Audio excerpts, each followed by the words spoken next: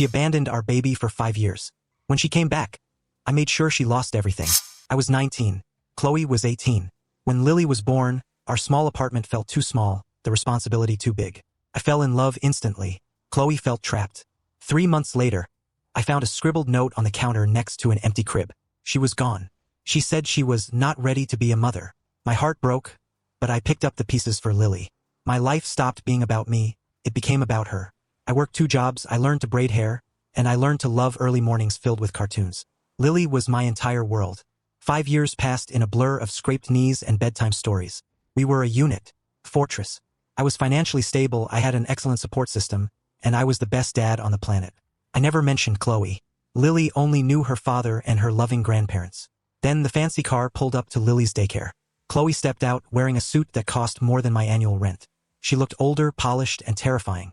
"Liam," she said, tears welling up immediately. "I'm stable now. I have a career. I have a home. I want my daughter back." I felt rage so cold it tasted like metal. She had missed her first 5 birthdays, her first steps, her first words, and now she thought a suit and a bank account bought her a family. I told her to leave. She didn't. She hired the best lawyer in the city and filed for custody, citing my lower income and youthful indiscretions from the past. The court battle began. My lawyer told me my past was shaky, but the key would be proving her total abandonment.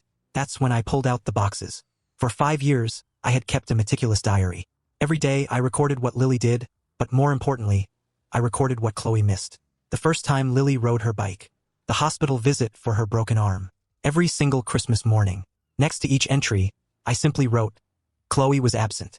In the courtroom, her lawyer presented glossy photos of Chloe's new life. My lawyer presented my 5 years of journals, stamped with dates. My entries detailed 5 years of silence, 5 years of no cards, no calls, and no attempt at contact. The judge didn't even need to hear Lily speak. She looked at Chloe, cold and hard.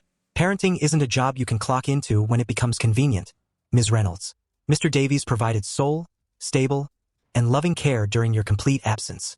The verdict gave me full custody and limited supervised visitation, which Chloe would have to arrange. I won. I looked at her lawyer, and I knew I had crushed her entire fabricated life.